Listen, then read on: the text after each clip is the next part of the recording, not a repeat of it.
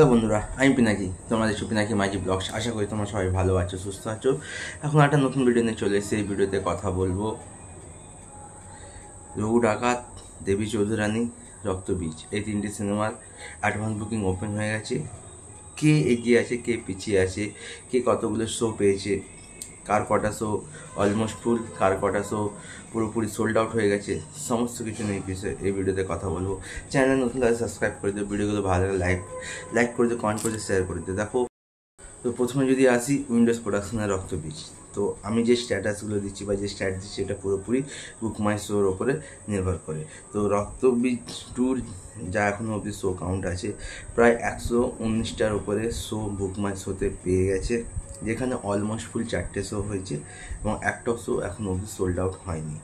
যেহেতু prime show নিয়ে রঘু ডাকাত, রক্তবীজ 2 এবং দেবী চৌধুরানীর মধ্যে ক্লাস হয়েছিল, যেখানে ডিসাইড করা হয়েছিল কি 65% শো রঘু ডাকাত পাবে, 30% পাবে রক্তবীজ 2, বাকি 5% যতকাণ্ড কলকাতা এবং দেবী চৌধুরানীকে দেওয়া হবে। তো সেই দিক দিয়ে দেখলে রক্তবীজ 2 এর হাতে 119টা শো চলে এসছে, অলমোস্ট ফুল হয়ে গেছে, 4টে শো।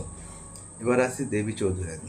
দেবী চৌধুরানী প্রায় 57টা শো পেয়েছে, মাত্র 57টা শো এই মুহূর্তে হাতে পেয়েছে, যার মধ্যে অলমোস্ট ফুল 4টে শো হয়েছে এবং একটা শো পুরোপুরি সোল্ড আউট হয়ে গেছে।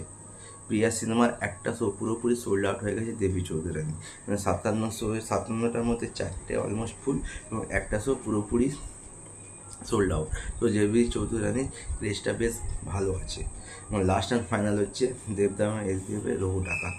রঘু ডাকাত এই বছর বলতে পারো শো কাউন্টের ক্ষেত্রে ইতিহাস সৃষ্টি করলো বাংলা সিনেমায়।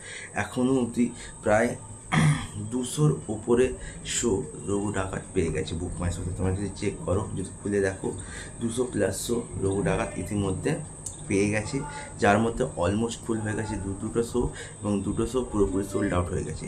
প্রিয়া সিনেমার দুটো শো রঘু ডাকাত পুরোপুরি সোল্ড আউট এবং দুটো শো অলমোস্ট ফুলের দিকে চলছে।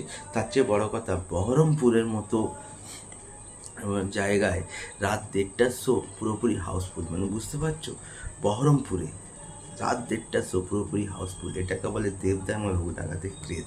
আর যদি বুক মাই শো দিয়ে টিকিটের কত কি সোল্ড আউট হয়ে কাউন্ট করি, তো লাস্ট 24 ঘন্টায় রঘু ডাকাতে প্রায় 6000-এর কাছাকাছি টিকিট সোল্ড আউট হয়েছে। আর যদি বলি রক্তবীজ 2 এবং দেবী চৌধুরানী, তাদের টিকিট এখনও কাউন্ট কত কী হয়েছে সেটা শো করেনি, করলে তোমার সাথে ডেটাটা শেয়ার করবো। তো এখনও অবধি এই 3টে সিনেমার মধ্যে রঘু ডাকাত সব থেকে এগিয়ে আছে, তারপরে রক্তবীজ 2, দেন দেবী চৌধুরানী। এবার যত দিন যাবে, যত সময় এগাবে, এই স্ট্যাটসগুলো চেঞ্জ হতে থাকবে। আপাতত ভিডিও এটুকুই, দেখা হচ্ছে নতুন ভিডিও নিয়ে, ততক্ষণ টাটা।